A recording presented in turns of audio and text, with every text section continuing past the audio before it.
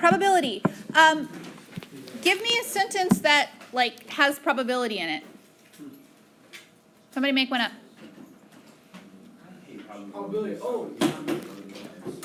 Give me a sentence that has probability. I want to see what you know.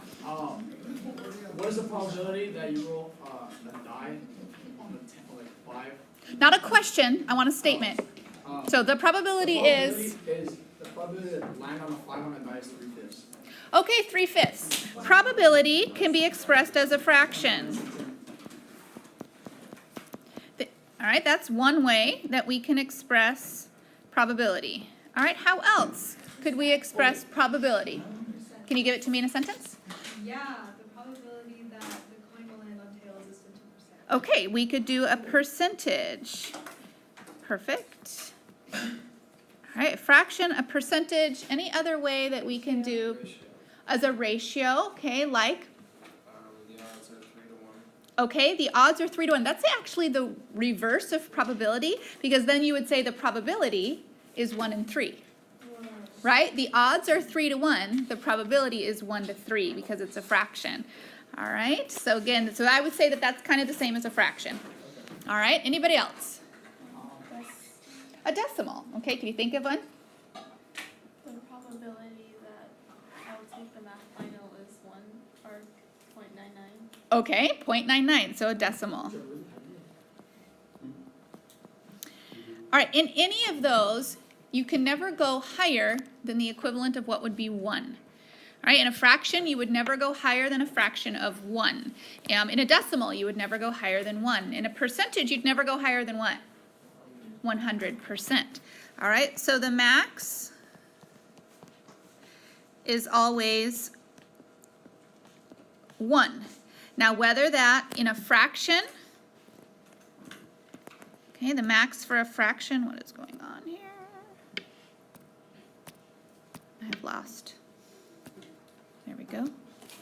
All right, the fraction would be n over n. It's never going to be more than 3 out of 3 or 5 out of 5 or 10 out of 10. Okay, 10 out of 10 people, if you notice some of my posters in my room will say like 5 out of 4 people have problems with fractions or probability, all right? It's an invalid thing. You're never going to be more than 1.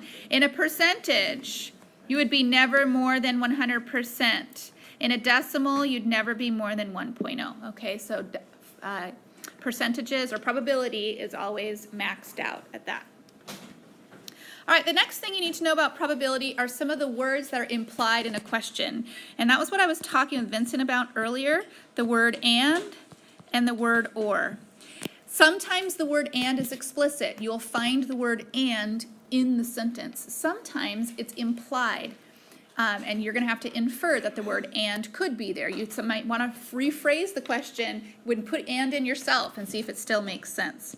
If the word and is in the problem, this is multiplication probability. All right, the word and always implies that there is multiplication going on, whether it's in permutations or combinations or probability of the word and. The word or implies that there is the addition of probability going on. But when you add 2 probabilities together, you might get more than 1. You might get higher than 1. So you also have to follow it with subtraction. So it's kind of weird. It's addition followed by subtraction. And I'll show you how that works in just a minute. And the reason we have to follow it with subtraction is because we can't be higher than 1. We have to protect ourselves from getting more than 100%. So I'll show you how that's going to work. All right, so look for those clue words, those key words, if you might be able to find them. All right, here's a couple examples. And then we have an extra credit opportunity in just a minute. But we got to do our examples first. All right. So let's talk about a deck of cards. What is the probability of not drawing a heart? All right, well, let's see if we, some of you just know it, but let's talk about the mathematics behind that. Okay, the probability of not drawing a heart or selecting or being dealt a heart. Okay, well, what you need to know about a deck of cards is how many total cards there are. Actual heart. Oh, I don't mean, Yeah, I'm pretty stupid, I'm sorry. Yeah, about- I'm like, well, you just drew one. how about I rephrase? Choosing There we a heart. All right, how many total cards are there in a deck? That would be something that you would need to know about probability. Does anybody know? 52. If you've ever played 52 card pickup, you know that there are 52 cards in the deck.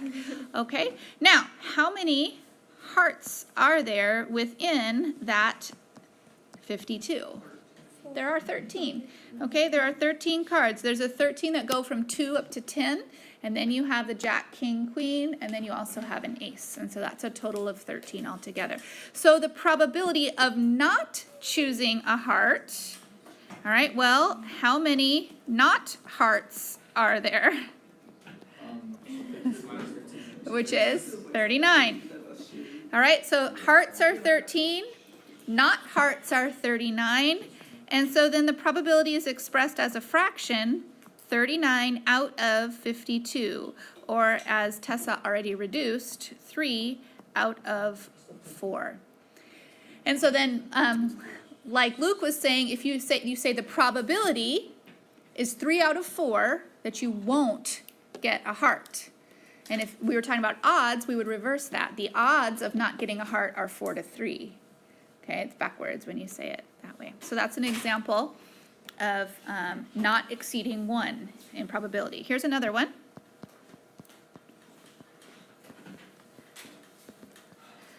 Okay.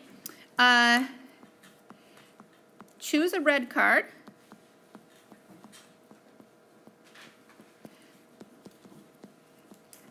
Then roll a prime number.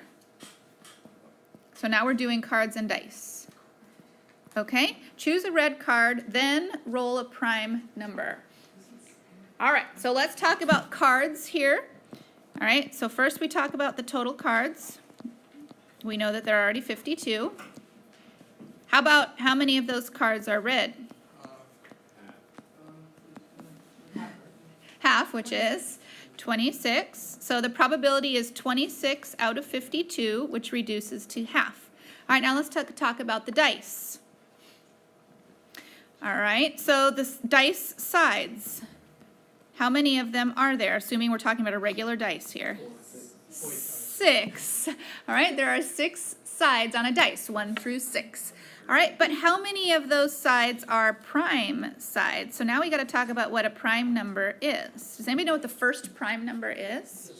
2 is the first prime number, right? 1 is not considered a prime number. The definition of prime numbers start at 2, and then from there on, it's any other number that's only divisible by 1 and itself. So how many of the sides of a dice are considered prime?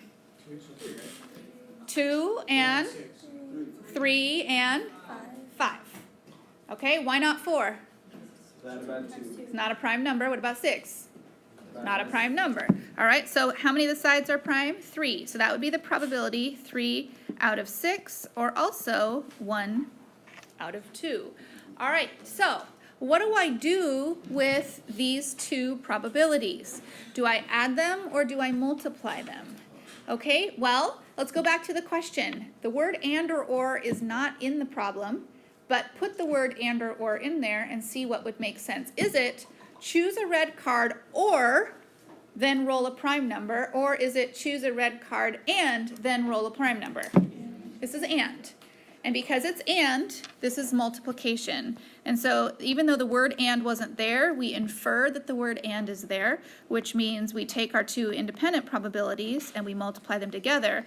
And so the chances, the probability of both of these events happening in a row is 1 out of 4, or 25%.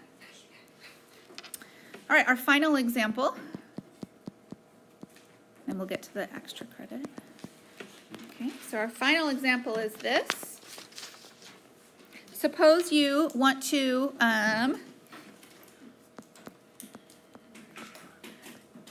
draw a diamond or a 7 card. All right, so the word or is explicitly in this problem. All right, well, let's talk about drawing a diamond. So once again, we just think about the total cards. We have 52.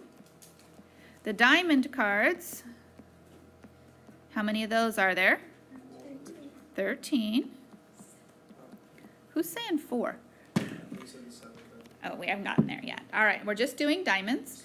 All right, so a diamond, just the diamond cards is 13 out of 52, which reduces to 1 out of 4. All right, then we do again, the total cards is 52, and the 7 cards, all right, Luke, how many 7s? All right, so that's 4, and so that's 4 out of 52, which reduces to 1 out of 13. Now the word or is clearly in this question. And so or implies that I take these two independent probabilities and I add them. So 1/4 plus 1/13. But I have to be followed by subtraction. It's not just as easy as just adding them. Because there is one card that embodies both of these characteristics, right? Okay, what card would fall into both categories? The 7 of diamonds. And so if I don't subtract, I've counted it twice, and my odds are going to be, my percentage is going to be too high. And so I have to take away the one single card, 1 out of 52, that would be in both groups. And if you don't subtract, then on the multiple choice part of the exam or whatever, you're going to pick the wrong number because your answer is going to be too high. All right, so grab out your calculators, use the math fraction option, and go ahead and do 1/4 plus 1/13 minus 152, and tell me what you get. Okay, you can just leave it as like 13 out of 52. Sure, yeah, you could totally just have left it as 13 out of 52 plus 4 out of 52 minus 1 out of 52. That may have even been faster. 13 plus 4 minus 1? 16 out of 52 reduced into 4 out of 13. So you have a 4 out of 13 chance of selecting either a diamond card or a 7 card. All right.